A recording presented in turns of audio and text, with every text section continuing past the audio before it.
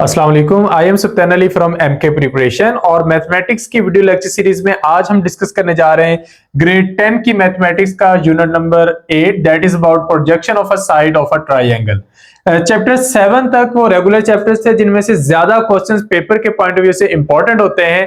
अब जो last 6 chapters हैं ये प्रैक्टिकल ज्योमेट्री से ज्यादा ताल्लुक रखते हैं, तो इसमें कुछ स्पेसिफिक स्टेटमेंट्स हैं जो एमसीक्यूज के लिए बहुत इंपॉर्टेंट है।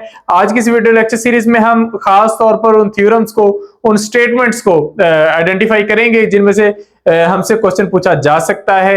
तो एक शॉर्ट सी वीडियो होगी जिसमें हम ये चैप्टर नंबर 8 देखेंगे। तो सबसे पहले अगर आप इन चैप्टर्स का शुरू वाला पोर्शन देखें जिसमें एसएल लॉज मेंशन होते हैं कि आप इस चैप्टर में क्या चीजें सीखेंगे, तो इसी के अंदर जो थ्योरम है वो तो डायरेक्टली लिख दिए जाते हैं और उसके बाद जो इजाफी इंफॉर्मेशन होती है वो चैप्टर के अंदर होती है, वो हम देख लेंगे। सबसे पहले है in an obtuse angled triangle. अब आप लोगों को कॉन्सेप्ट पता होना चाहिए कि obtuse एंगल ट्राइंगल कौन सी होती है। आप 3 तरह की ट्राइंगल्स पढ़ के आए हैं, एक्यूट एंगल, राइट एंगल और obtuse एंगल। अब एक्यूट एंगल ऐसी ट्राइंगल होती है जिसमें कोई भी एंगल 90 डिग्री का नहीं होता, 90 डिग्री से सारे एंगल कम ही होते हैं। राइट एंगल ट्राइंगल एक ऐसी एंगल ट्राइंगल होती है जिसमें कम से कम एक एंगल 90 डिग्री का हो, और obtuse एंगल ट्राइंगल एक ऐसी ट्राइंगल होती है जिसमें कम से कम एक एंगल 90 डिग्री से बड़ा हो। तो थ्योरम में पहली लाइन है in an obtuse angle triangle the square on the side opposite to obtuse angle is equal to the sum of the squares on the sides containing the obtuse angle. यानी कि आपके पास 3 sides हैं triangle की, उनमें से एक side जो है वो obtuse एंगल के ऑपोजिट है, अगर आप उसका स्क्वायर लेंगे तो वो इक्वल होगा बाकी दोनों साइड्स के स्क्वायर्स के सम के। और उसमें आपने जमा एक और चीज करनी है, उसमें आपने टुगेदर ये जो वर्ड यूज किया गया ना, इसका मतलब है आप उसमें फर्दर कुछ कैलकुलेशंस ऐड करेंगे। वो कैलकुलेशंस क्या हैं? This calculations are twice the rectangle contained by one of the sides. उसकी एक साइड कौन से रेक्टेंगल को, स्पेशल रेक्टेंगल को ऑन कर रही है, and the projection on it of the other. अब ये सारी जो स्टेटमेंट है इसको हम एक डायग्राम के जरिए फर्दर एक्सप्लेन करेंगे। सेकंड जो हमारे पास है वो है in any triangle the square on the side opposite to an acute angle. अगर आपके पास एक ट्राइंगल है उसमें जो साइड एक्यूट एंगल के ऑपोजिट साइड पे होगी, it is equal to the sum of the squares of other 2 sides containing the acute angle diminished by। अब आपने इसमें से माइनस करना होगा twice the rectangle contained by one of the sides and the projection of on it of the other। इसको भी हम further explain करके देखेंगे। और जो हमारे पास थर्ड है that is about in any triangle the sum of squares of any 2 sides, किसी भी 2 साइड्स का जो टोटल है उनका स्क्वायर्स का जो टोटल है, it is equal to twice the square on half the third side together with twice the square on the median which bisects the third side। इसको हम अपोलोनियस थ्योरम कहते हैं और यहीं से हम बात का आगाज करेंगे। बेसिकली हम 3 थ्योरम्स हैं जो इसमें डिस्कस करने जा रहे हैं। तो सबसे पहले अपोलोनियस थ्योरम का हम इंट्रोडक्शन देखते हैं जिसको हमने डिटेल में सबसे एंड में डिस्कस भी करना है। तो अपोलोनियस ऑफ परगा सिटी से ये बिलोंग करने वाला एक ग्रीक मैथमेटिशियन है, या फिर आप इन्हें कहेंगे कि ये ज्योमेटर है। इनका बहुत ज्यादा काम है ज्योमेट्री पर, और ज्योमेट्री का एक पोर्शन है कॉनिक्स, उस पर इनका बहुत ज्यादा काम है। तो हम इनके थ्योरम को सबसे एंड पर तीसरे नंबर पे देखेंगे। और इनका जो थ्योरम है वो इस चीज के बारे में है कि अगर आपके पास एक ट्राइंगल है तो आप उसकी कोई सी 2 साइड्स लें, उनका स्क्वायर्स लेकर आप उसको जमा कर दें। फॉर एग्जाम्पल आपके पास एक ट्राइंगल है कुछ इस तरीके से, तो ये ए बी सी ट्राइंगल है। आप इसकी कोई सी 2 साइड्स का टोटल ले लें, फॉर एग्जांपल आप ए बी प्लस ए सी, इन दोनों के स्क्वायर ले लें, ए बी का स्क्वायर प्लस ए सी का स्क्वायर। अब ये किसके बराबर है? It is equal to the twice the square on half the third side. जो हमने डबल लेना है और वो किसका लेना है? Half the third side. अब अगर आपके पास जो थर्ड साइड है, फॉर एग्जांपल जहां पे आपके पास थर्ड साइड बीसी बच रही है, तो आपने इसका हाफ ले लेना है। फॉर एग्जांपल इसका हाफ जो है वो आपके पास आ रहा है डीसी कर लें या बीडी कर लें, तो हमने इसकी जो थर्ड साइड है उसके हाफ का स्क्वायर लेना है, प्लस आपने इसमें जमा करना है together with the twice the square on the median which bisects the third side. ये जो मीडियन बन रहा है ना एडी, इसका आपने स्क्वायर लेना है। तो ये आपके पास इक्वेशन बनती है। खैर इसको भी हम डिटेल में डिस्कस करते हैं। अभी हमने जस्ट ये देखना है कि अपोलोनियस जो है ये परगा से बिलोंग करने वाले एक जियोमीटर हैं।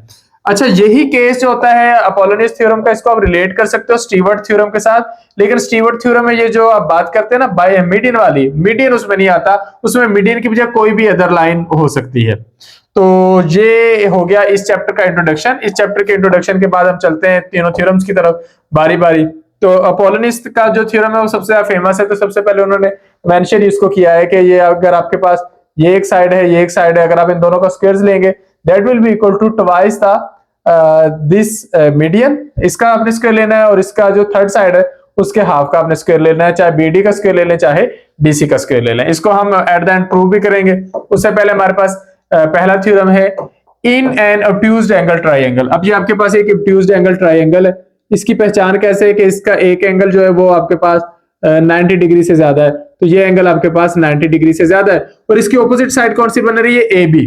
तो जो इसकी ऑपोजिट साइड है, the square on the side opposite to obtuse angle, obtuse angle से जो ऑपोजिट साइड ए बी है उसका जो स्क्वायर होगा that will be equal to the sum of the square on the sides containing the obtuse angle. Obtuse angle इधर है तो उसकी साइड्स बनती है एसी और बीसी। तो एसी का स्क्वायर और बीसी का स्क्वायर ये आपने करना है, प्लस टुगेदर आपने इसमें जमा क्या करना है, twice the rectangle contained by one of the sides. जो बाकी के साइड्स हैं उसका हमने ट्वाइस करना है। तो ये आपके पास बीसी एक साइड है, रेक्टेंगल की एक साइड बनेगी, एक तो आपने इसको ले लेना है और आपने इसको मल्टीप्लाई किसके साथ करना है, projection of the other side on it. इस साइड के ऊपर इस साइड की जो प्रोजेक्शन बनेगी, तो प्रोजेक्शन जिस तरह आप लाइट फेंकते हैं उस तरीके से, तो ये आपके पास प्रोजेक्शन बन जाती है। तो प्रोजेक्शन बनने के बाद ये आपके पास एरिया बनता है CD। तो आपने इसको इसके साथ मल्टीप्लाई कर देना है। तो ये आपका थ्योरम हो गया ऑब्ट्यूज्ड एंगल ट्राइंगल के लिए। अच्छा, नेक्स्ट हमारे पास थ्योरम है इन एनी ट्राइंगल। कोई भी अगर आपके पास ट्राइंगल है, अब यहां पे मेंशन नहीं किया गया कि कौन सी ट्राइंगल होना जरूरी है, तो कोई भी triangle, in any triangle the square on the side opposite to an acute angle. अगर आपके पास जो ट्राइंगल वो एक्यूट एंगल है तो उसके तीनों जो एंगल्स होते हैं वो 90 डिग्री से कम होते हैं, तो तीनों ही एक्यूट एंगल्स होते हैं। लेकिन अगर आपके पास राइट एंगल ट्राइंगल है तो एक एंगल जो होगा वो 90 डिग्री का होगा, बाकी जो दो एंगल्स होंगे वो एक्यूट होंगे। और जो ऑब्ट्यूज होगा उसमें भी अगर एक एंगल ऑब्ट्यूज है तो बाकी के दोनों क्या होंगे, एक्यूट होंगे। तो in any triangle the square on the side opposite to acute angle is equal to the sum of the square on the sides containing that acute angle। For example आपके पास ये एक ट्राइंगल है, ठीक है, और ये आपके पास किस तरह की ट्राइंगल बनी हुई है, ये वाली ए वाली, ये आपके पास एक एक्यूट ट्राइंगल बनी हुई है, और ये जो बी है इसके अंदर आपके पास ऑब्ट्यूज ट्राइंगल बनी हुई है। अब एक्यूट ट्राइंगल इसके पास भी है और तीनों के तीनों है, और इसके पास भी ये वाले जो दो हैं ये आपके पास एक्यूट एंगल्स हैं। तो इसकी ऑपोजिट साइड ये बनती है और अगर आप इसकी ऑपोजिट साइड लें तो ये बनती है। तो आप इनको ले सकते हैं, अगर इसके पॉइंट ऑफ व्यू से लेंगे तो इसको भी कंसीडर कर सकते हैं, इसके पॉइंट ऑफ व्यू से इसको और इसके पॉइंट ऑफ व्यू से इसको। तो एक्यूट एंगल्ड ट्राइंगल में आप तीनों वर्टेक्स को यूज कर सकते हैं एज एक्यूट एंगल, जबकि ऑब्ट्यूज में आपने किसी दो को यूज करना है। तो हमारा यहाँ पे स्टेटमेंट क्या बन रही है कि जो आपका एक्यूट एंगल की ऑपोजिट साइड होगी उसका स्क्वायर। अब हम इसको देखते हैं, ये आपके पास है इस डायग्राम के अकॉर्डिंग, इस पहली डायग्राम के अकॉर्डिंग हम ए बी को इस साइड को लेते हैं कि ये हमारे पास एक्यूट एंगल के ऑपोजिट साइड है। तो ये रहा हमारा एक्यूट एंगल। तो एक्यूट एंगल की ऑपोजिट जो साइड होगी उसकी लेंथ का आपने स्क्वायर लेना है, that will be equal to square of this length plus square of this length. दोनों को जमा कर लिया। अब की बार आपने माइनस करना है, आगे माइनस आपने किसे करना है, माइनस आपने करना है जो साइड रेक्टेंगल कंटेन करती है और उस पर दूसरी साइड की जो प्रोजेक्शन होगी। अब फॉर एग्जांपल आप रेक्टेंगल कंटेन करने के लिए इस साइड को कंसीडर करते हैं, तो ये एक साइड बची। अब इस साइड के ऊपर जो प्रोजेक्शन है वो कुछ यूं बनेगी, तो आपने इसको ले लेना है। तो device the rectangle contained by one of the side and projection on it of the other side. तो हमने इसको दूसरी साइड की प्रोजेक्शन ले लेनी है जो कि आपके पास DC बन जाती है या CD बन जाती है। तो ये अब आपके पास एक और थ्योरम बन जाता है। इसको एक्यूट एंगल ट्राइंगल के पॉइंट ऑफ व्यू से भी ले सकते हैं। अच्छा, अगर आपने इसके पॉइंट ऑफ व्यू से लेना है तो आप फॉर एग्जांपल इसको एक्यूट एंगल मान लेते हैं या इसको एक्यूट एंगल। अगर आप इसको फॉर एग्जांपल एक्यूट एंगल मान लेते हैं तो अब आपने क्या करना है कि इसकी ऑपोजिट साइड आपके पास ये बन जाती है। ठीक है, तो आपने लेना है ए बी का स्क्वायर, ठीक है, जो ऑपोजिट साइड होगी। ए बी का square will be equal to other two sides. अब आपके पास जो दूसरी दो साइड्स बचती हैं वो कौन सी हैं? ए बी के बाद आपके पास अदर दो साइड्स बनती हैं ए सी और बी सी।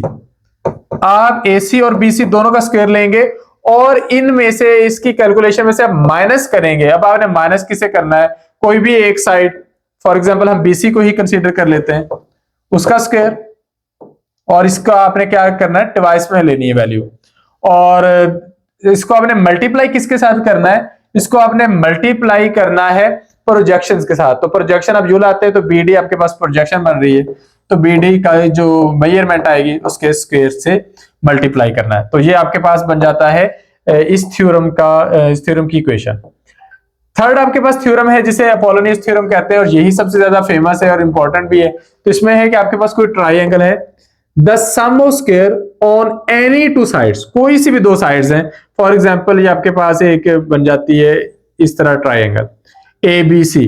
तो आप क्या करते हैं? ए बी और ए सी, ए बी और ए सी, इन दोनों का स्क्वायर लेंगे, that will be equal to twice, 2 से मल्टीप्लाई करना है, the square on half the third side. अब जो आपके पास थर्ड साइड को इसके इन दोनों के बाद ये आपके पास थर्ड साइड बनती है, तो इसका आपने हाफ लेना है। फॉर एग्जांपल ये ई तक इसका हाफ बन रहा है, और साथ आपने क्या करना है कि जो इसका मीडियन होगी उसकी लेंथ को आपने इसके अंदर जमा करना है। मीडियन एक ऐसी लाइन होती है जो वर्टेक्स से आती है और ऑपोजिट साइड को दो इक्वल साइड्स में डिवाइड कर देती है। किसी भी ट्राइंगल में 3 मीडियंस होते हैं और तीनों मीडियंस एक दूसरे को सेंट्रल एक पॉइंट पर बाइसेक्ट करते हैं, जिसको हम सेंट्रॉइड कहते हैं। और सेंट्रॉइड के बाद हर मीडियन के 2 हिस्से हो जाते हैं और एक हिस्सा दूसरे हिस्से से दुगना होता है। तो ये हमारे हो गए तीनों थ्योरम्स, ये आप लोगों ने कवर कर लेने।